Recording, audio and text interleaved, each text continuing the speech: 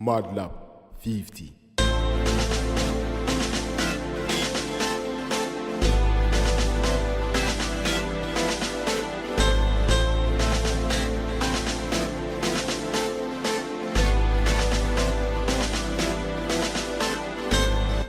Hello fellow YouTubers, and welcome to this video. I've been wanting to make this video for a long time. The idea behind this series has been rooted in my head for about 13 months now, but I think this will be a great idea before I get started. I'm not some super baseball sleuth guy who knows everything about every club's farm clubs, or injury probability, or baseball stadiums and how they affect balls flying away. Also, more so than in any sport, baseball can be predicted accurately. It just can't be injuries, breakthrough seasons, bust seasons, mid-season trades, and mid-season call-ups. So sure, I'll be wrong quite a bit most likely. But let's start off this video with the National League Central Division. With this division being so top-heavy, it's probably the most top-heavy of any division in baseball, we have two teams on the bottom who I'm sure will do just dreadful this year, and those teams are the Reds and the Brewers. It's quite interesting to look at it in seriousness. I mean, just 2 seasons ago, the Brewers were over 500, and if memory recalls, that was without team leader Ryan Braun.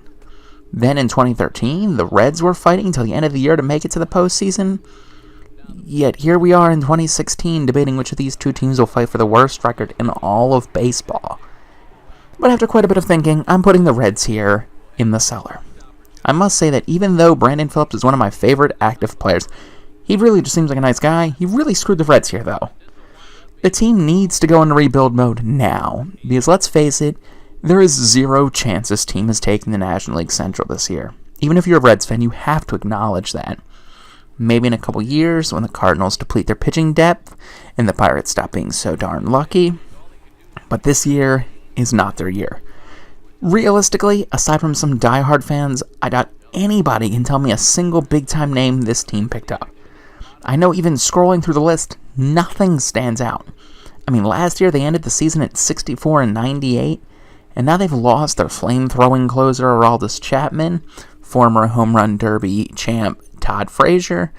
This is a team in rebuild mode, and there's no question of that. Yet they still have these guys like Brandon Phillips, Joey Votto, and Jay Bruce, who will be eating big chunks of the salary. How can a team contend when you have an almost perfect Cubs team, a pitching-dominant Cardinals staff, and the outfield of the Pirates looking back at you? I'm going to be really harsh here, but I'm giving them 63 wins and 99 losses. Which leads us to the Brewers, who I'm pretty sure can't end up any higher than this. I do find it interesting that while I prefer Brandon Phillips over the Dick Ryan Braun, I have to think Braun is going to carry this team above the Reds this year. Let's look at what they did this offseason. They got Jonathan Villar, Ramon Flores, Aaron Hill. You know what? That is really depressing to look through. Guys, they've gotten nobody worth their weight in salt. And this is because they are in rebuild mode, and they know this. But if you look at the guys they lost, these are some big names. Kyle Loesch, Gene Segura, Adam Lind, and Chris Davis come to mind immediately. This is going to be a young team in the hands of Ryan Braun this year. And at least he's still playing well above average. That being said, though, will he continue doing that? Will the offseason hires be enough to help keep the team out of the basement in the National League Central? Because really, that's what this team's fighting for this year. Do I see them in the basement? No. But I do see them struggling to claw at about 66 wins this year. Confession time. I don't get how the Pirates do it. Just like the Royals and the Giants, these are the 3 teams that I look at on paper and I see failures. Yet for some reason they do well enough to be consistent postseason threats. That won't happen this year though. If you look at the National League Central, I'm sure just about everyone agrees that on paper, the Cubs are the best team. When you look at every division in the National League, you have 2 teams that deserve it, a possible shocker, and a team that on paper should be that good, but won't be. It may sound confusing, so here's what I mean. The Marlins, Cardinals, and the Diamondbacks seem very underrated this year, at least to me, while the Mets, Cubs, and Dodgers seem like favorites. And then finally, the Nationals, Pirates, and the Giants, who will fail. Why am I going to this length to explain it to you guys? Because I don't see the Pirates making it to the postseason this year. They've lost the team's home run leader in Pedro Alvarez, lost a solid hand in Neil Walker, and a few other players in that same vein. The players they've gotten aren't exactly blowing me away. I mean, John Jaso's only hit 10 homers once in his 8-year career, and he'll be their first baseman. That's a power position. Matt Joyce, but last year he batted 174. John Neese might be an improvement over Charlie Morton, but he still owns a career ERA of 3.91 and has never pitched over 191 innings. I'm not going to badmouth McCutchen, as he seems like an overall incredible player, one of those players that every team wishes they had. But the rest of the outfield, I'm not sold on. I mean, Starling Marte is averaging like 12 homers a year, approximately 50 RBIs, but I do like him as a speed threat. But there's no real pop to this lineup aside from McCutchen, unless I'm missing someone. I do like Garrett Cole and Francisco Liriano, but after that, the pitchers aren't blowing me away either. I mean, if you look at the Cardinals, they have like 4 pitchers at that level. The Cubs have 3, and both clubs have better power. So I just can't see the Pirates blowing me away this year. That being said, you can't argue that all of last season was some fluke. I mean, they won 98 games. But I can only see them walking away with about 87 this year, which isn't a bad year at all. But with so many obvious sellers in the National League, so many teams are going to be performing better than 87 wins. I mean, looking at my list just up to this point, we have 6. Anyway, it's time for another confession. I'm a Cardinals fan, so you viewers might think I'm being biased towards my team, but I'm trying not to at all. Point being, some very well might slide through. And this was a god-awful offseason for Cardinal fans.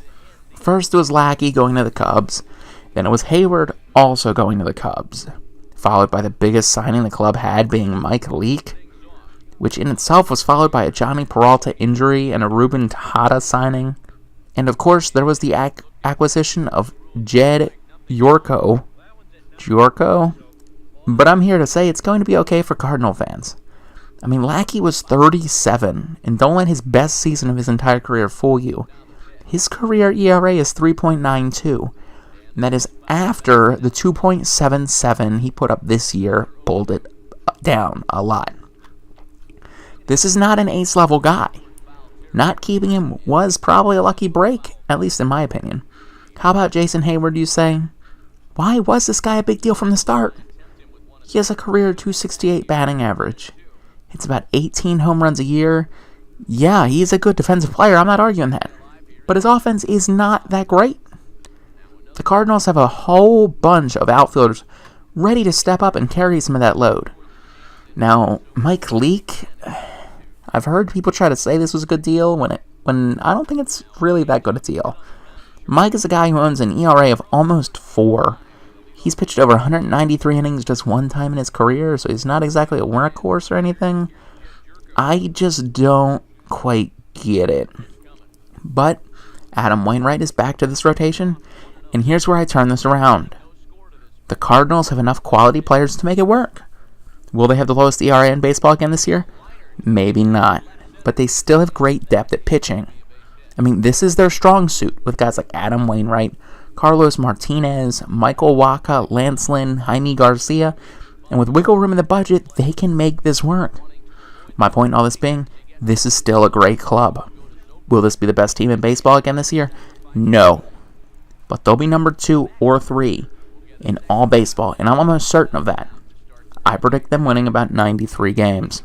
And that, of course, only leaves the Cubs for the best record in baseball at a whopping 95-67. Which I think might surprise people who are pegging them as a 100-win club. While on paper they certainly look like that good a team, I don't think it'll turn out that way. Every single club they play will be thinking that, and more than likely, they will be trying to prove that they can hang by beating the best team on paper. Plus, I don't see why Joe Madden would exhaust his team down the stretch when the goal is to go to the World Series and win it. But yeah, as a Cardinals fan, I have to hate this team. That being said, though, I really do like this team. I've liked the Joe Madden-led team since he was with the Rays, when I was considering them as my team. They've done everything right in terms of building their team, and it's filled with players any team would love to have. I mean, really, you look at it. I mean, Anthony Rizzo, Kyle Schwarber, Chris Bryant, Jason Hayward, Jake Arrieta, Dexter Fowler, and that's just a few people. But all of that being said, this team is still flawed. Yes, the Cubs are this good on paper that I have them winning 95 games, and I have to defend the fact that they aren't winning 100. But let's seriously look at these starting pitchers. Jake Arrieta is dominant, and I can see why he won the Cy Young last year. but he still owns a career ERA of 3.7. And yes, since he went to the Cubbies, his ERA hasn't been over 3.66. But I still don't see him as the bona fide ace in the same vein as Kershaw, Greinke, Price, or Bumgarner. He's good, but I'm predicting some regression on his part. Then you look at Lackey, and I already mentioned his career 3.92 ERA and his age. Next, you have John Lester, who is a good pitcher, don't get me wrong, but he's a solid number 2 guy, which is fine if Arrieta pitches like an ace. And that's kind of my point. For all the good pitching they have, is it enough to win 100 games? Yeah, some of the young players will get better, but you'll also have a bunch of defensive liabilities out in the field. People playing positions they aren't good at. I'm looking at you, Schwarber. Things won't be as good as we'd like to believe. I think they'll try to get an upgrade at the trade deadline, but what pitchers will be on the market then? Should be an interesting year for fans of the Cubs, though.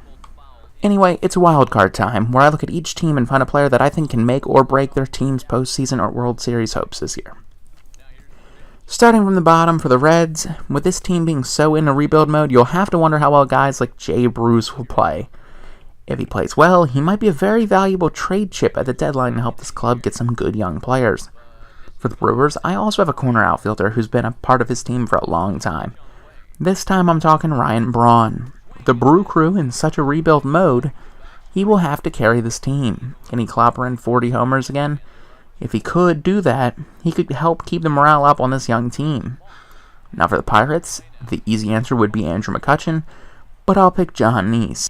I mean, this is a team that I think can use more pitching help. And if he can put up a good season, they'd have 3 good to great starting pitchers, which could carry them into the wild card race. For the Cardinals, I have Colton Wong. I know I didn't mention him at all, but apparently he wants to bat leadoff. And if he could, that would allow Matt Carpenter to slip into the cleanup spot, and that might just fix a lot of the offensive problem they have.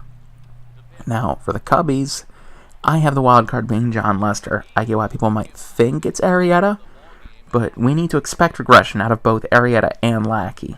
So if Lester can pitch better, he might be able to balance that out and give this club one of the best 1-2-3s in all of baseball. So if you've enjoyed the effort put into this video, please leave me a like. If you disagree with me, still like it, but feel free to leave it in the comments section as why I'm wrong. Also, feel free to check out the previous 4 parts, and subscribe for the finale where I discuss the National League West, which might just be the biggest shocker in the National League. But anyway, peace out, home skillets.